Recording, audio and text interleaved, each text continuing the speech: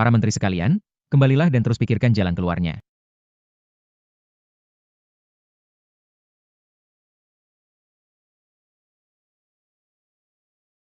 Siapa di sana?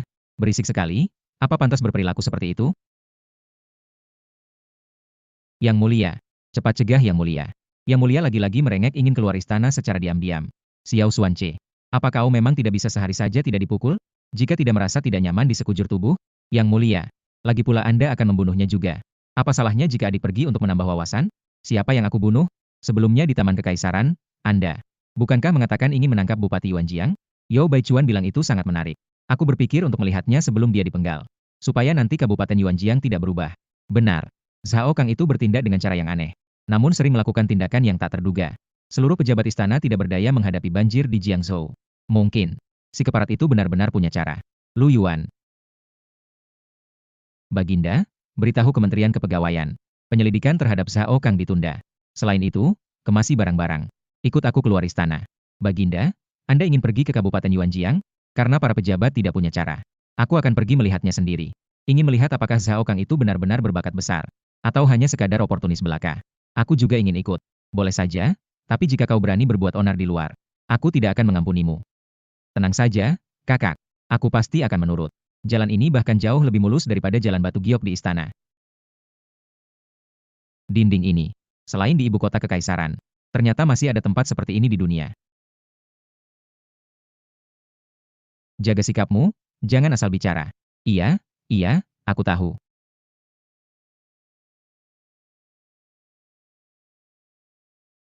Nona, kalian datang lagi. 2 kamar kelas atas. 1 kamar kelas 2. Semuanya sudah saya siapkan untuk Anda. Teksturnya halus.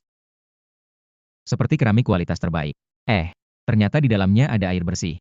Inilah teko air khusus yang dibuat oleh Zhao Kang itu. Ternyata ditaruh di dalam guci keramik sebesar ini. Benar-benar mewah. Kakak, ini aku.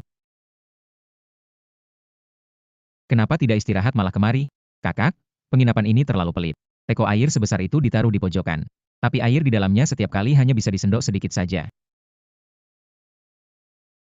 Tapi kakak, harus kuakui air ini manis dan menyegarkan. Dingin dan sangat sejuk. Benar-benar air yang bagus. Kau juga minumlah segelas. Habis lagi. Ada apa dengan penginapan payah ini? Sedikit air begini cukup untuk siapa? Xiao Ping. Pelayan. Sudahlah, Xuanche. Jangan berteriak. Ini bukan jenis teko air seperti yang kau bayangkan. Kakak, kau pasti sedang bercanda. Di dalamnya ada air bersih. Kalau bukan teko air. Apa jangan-jangan itu baskom cuci muka? Itu adalah jamban dari Kabupaten Yuanjiang. Apa katamu? Jamban apa? Jamban. Untuk buang air. Aku harus mencari orang yang membuat benda ini untuk minta pertanggungjawaban. Kakak, kamu harus merahasiakan ini untukku ya. Kalau sampai tersebar keluar. Lebih baik aku, Xiao Xuanche, bunuh diri saja. Siapa suruh kamu jujur sedikit? Kamu tidak mau dengar. Sudahlah. Cepat beres-beres. Nanti aku ajak kamu makan yang enak-enak. Benarkah? Sungguh?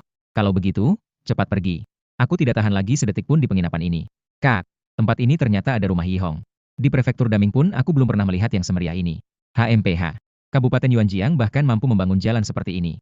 Rakyatnya semua tampak makmur dan sehat. Ada rumah bordil pun bukan masalah. Ini semua investasi dari si brengsek Zhao Kang itu. Oh, kios buku. Tuan muda. Buku, masa muda Akang, ini. Adalah pengalaman pribadi Tuan Zhao kita. Dan buku, catatan Dewi Dakian, ini. Mencatat kisah Tuan Zhao bersama belasan dewi. Yang menjelajahi dunia. Hanya 50 wen. Memangnya di Dakian kita ada dewi? Hahaha. Sini. Beri aku 2 buku. Apakah sudah bertemu orangnya? Orang kantor pemerintahan bilang. Si Zhao Kang itu sejak pagi sekali. Sudah masuk ke rumah bordil untuk mengajar menari. Benar-benar bajingan. Benar saja, wataknya tidak bisa diubah. Tapi mendengar Bos Xiao datang. Mereka sudah pergi memanggil orang. Katanya dalam setengah jam pasti sampai. Bos Xiao. Sehari tak bertemu. Rasanya lama sekali tak bertemu. Saya sangat merindukanmu. Hahaha. Kamu pasti Zhao Kang. Kenapa baru datang? Aku sudah lapar sekali. Oh, siapa ini? Ini adikku, Xuanche. Xuanche, cepat beri hormat pada Tuan. Xiao Xuanche. Salam, Tuan. Xiao Xuanche. Nama ini. Kenapa rasanya pernah dengar ya? Orang ini lulusan ujian negara. Mungkinkah di ibu kota? Pernah mendengar nama Kaisar. Ada apa, Bos Xiao? Apakah tehnya tidak laku? Tehnya laris manis. Hanya saja beberapa waktu lalu. Jiangzhou dilanda banjir. Damingfu tidak jauh dari Jiangzhou. Jadi ikut terdampak. Bisnis teh keluarga Xiao saya. Banjir besar di Jiangzhou. Mungkinkah Tuan Zhao juga sudah dengar? Pernah dengar sekilas. Hahaha. Ayo, silakan dimakan. Tuan Xuanche, jangan sungkan. Babi guling ini harus dimakan selagi hangat. Tuan, banjir ini benar-benar menyengsarakan orang. Jika Jiangzhou hancur, kita para pedagang ini juga akan ikut kelaparan. Seandainya ada orang yang bisa mengatasi bencana ini. Bukankah istana sudah mengucurkan dana? Jika langit runtuh, orang tinggi yang menahannya. Bos Xiao tenang saja. Kali ini berbeda. Bendungannya jebol semua. Seluruh Jiangzhou hampir berubah jadi lautan. Benar sekali. Saya dengar. Dengar-dengar. Di jalan raya saja bisa dipakai mandi. Ikan-ikan berenang masuk ke dalam rumah secara berkelompok. Sampai mana banjirnya? Lu Yuan. Bawa petanya. Berdasarkan arus air. Paling lama setengah bulan. Bendungan di Kabupaten Hongyun akan jebol. Saat itu air akan langsung menerjang Jingzhou. Gawat jadinya. Jingzhou adalah lumbung padi utama. 2 bulan lagi sudah panen musim gugur. Kalau sampai terendam banjir, tahun depan Kekaisaran Dakian akan krisis pangan. Apakah Tuan punya saran? Kalau saja ada cara untuk mengalihkan banjir dari Kabupaten Liu dan mengarahkannya ke pegunungan tandus di sebelah kiri itu. Jika pegunungan itu terbelah, banjirnya akan kehilangan kekuatannya. Benar sekali. Itulah yang kukatakan pada kakak perempuanku dan pada pemilik toko kami. Kamu benar-benar pengertian. Tapi, bagaimana cara mengalihkannya? Bendungan saja tidak mampu menahannya. Apalagi bebatuan gunung. Sebenarnya bukannya tidak ada cara. Mesiu hitam milikku memang bisa meledakkan gunung untuk mengalihkan air. Tapi itu kartu as yang bisa membuat kepala melayang. Kalau sampai Bos Xiao menyebarkannya. Tuan muda ini adalah pejabat peringkat ke-9. Akan tamat sampai di sini. Tuan punya cara? Bagaimana mungkin?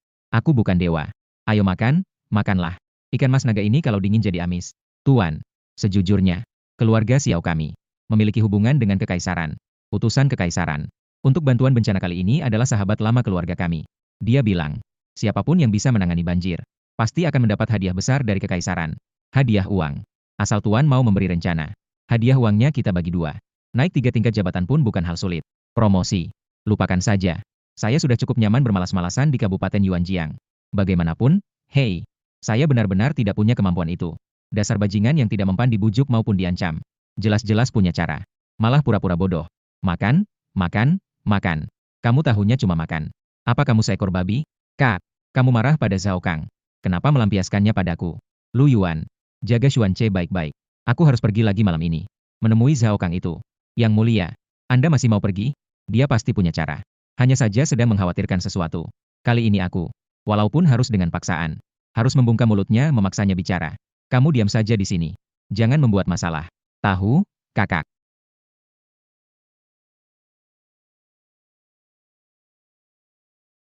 Ah, ternyata begini cara Dewi Dakian menguasai dunia. Tuan yang terhormat, apakah Pak Bupati Zhao ada di dalam? Ada. Tuan sedang berada di gudang pabrik. Saya ada urusan mendesak mencarinya. Bolehkah Tuan menunjukkan jalannya? Tidak bisa. Pabrik adalah kawasan penting kabupaten ini. Tuan memerintahkan dengan tegas. Orang luar tidak boleh masuk. Nona, simpanlah itu. Di Kabupaten Yuanjiang kita tidak melakukan hal seperti ini. Tuan sudah bilang. Siapa yang berani menerima suap, akan langsung dijebloskan ke penjara. Tata kelola pejabat ini memang dibina dengan baik. Tuan, saya benar-benar punya urusan yang sangat mendesak. Kumohon pada Anda. Baiklah, karena Anda pelanggan tetap. Saya akan membuat pengecualian. Nona, ikutlah dengan saya. Tuan, Bos Xiao itu mencari Anda. Bos Xiao, bagaimana kamu bisa masuk? Liu Hu, sudah lama ikut denganku. Apa kau sudah lupa aturannya? Mohon hukum hamba, Tuan. Pergi sana, terima 20 pukulan. Biar kau ingat selalu. Permisi, Pak. Bos Xiao. Masih soal banjir di Jiangzhou. Tuan, asalkan Anda mau menyelamatkan rakyat Jiangzhou. Hadiah dari istana. Keluarga Xiao tidak akan mengambil sepeser pun. Semua untuk Tuan. Kau hanyalah seorang pedagang. Apa sebenarnya yang kau inginkan? Setelah banjir besar, pasti akan ada kelaparan. Saat itu seluruh negeri akan kacau. Rakyat akan kehilangan tempat tinggal. Saya sungguh tidak tega melihatnya. Baiklah kalau begitu. Siapa suruh aku ini berhati lembut? Aku memang punya cara untuk mengalihkan aliran banjir. Hanya dengan mengandalkan benda ini. Bubuk mesiu hitam. Hanya dengan bubuk ini, ayo, akan kutunjukkan sesuatu padamu. Ini adalah kekuatan petir langit. Dengan benda ini, meledakkan beberapa gunung, membuka jalur sungai buatan, untuk membendung banjir. Sangatlah mudah. Pasti bisa. Anda sungguh luar biasa. Sebenarnya ini, bagaimana cara membuatnya? Bos Xiao, kau cantik sekali. Tuan, bicaralah yang serius. Aku bisa memberikan barang ini. Tapi ada satu syarat. Ide ini Datang dari keluarga Xiao kalian. Jangan sekali-kali menyebut namaku. Sedikit pun, Xiao Kang. Segalanya akan mengikuti perintah Tuan. Bawa orang untuk bekerja semalaman. Racik bubuk mesiu dengan rasio tertinggi. Ingat untuk menambahkan gula putih. Dalam waktu 1 hari. Selesaikan semuanya untukku. Baik. Tuan benar-benar berkah bagi Dakian. Urusan keberuntungan nanti saja. Bos Xiao. Saya punya barang luar biasa yang revolusioner. Dijamin kamu belum pernah melihatnya. Benda apakah ini? Ikat kepala? Bos Xiao. Imajinasi kamu kaya sekali. Ini namanya pembalut wanita. Produk yang saya ciptakan khusus untuk para wanita di wilayah ini. Kalian para wanita. Bukankah setiap bulan selalu ada saat-saat itu? Dengan adanya benda ini, kamu tidak perlu lagi menyumpal dengan bungkusan kain berisi abu jerami itu. Kita, puluhan juta wanita di Dakian. Satu orang 14 helai per bulan. 5 koin tembaga per helai. Ini adalah keuntungan besar.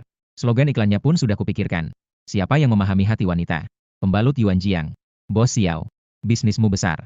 Dan kamu seorang wanita. Sangat cocok jika kamu yang mempromosikannya. Aku akan memberimu harga dasar 3 koin tembaga. Bagaimana kalau kamu coba dulu? Ini untukmu secara cuma-cuma. Ngomong-ngomong, kapan kamu akan datang bulan? Bos Xiao, ada apa denganmu? Wajahmu pucat sekali. Sedang sakit?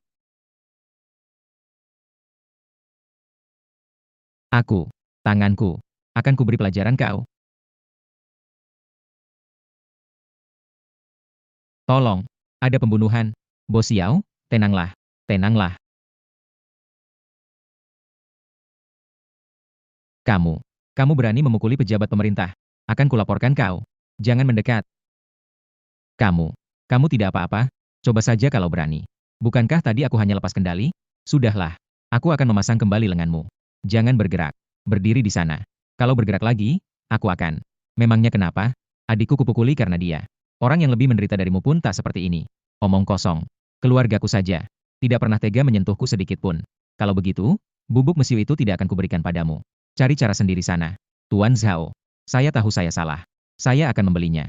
Boleh? Tidak dijual. Berapapun harganya, tidak akan dijual. Tuan Zhao. Saya minta maaf. Akulah yang bersikap kurang ajar. Mohon maafkan saya. Cih, senyummu lebih buruk daripada tangisan. Tidak tulus. Demi rakyat Jiangzhou, aku akan bersabar. Tuan Zhao. Saya benar-benar tahu kesalahan saya. Baiklah. Kalau ingin dimaafkan olehku, bisa saja. Pejamkan dulu matamu. Baru aku akan mempertimbangkan soal bubuk mesiu itu. Sesederhana itu. Aku tidak pernah berbohong.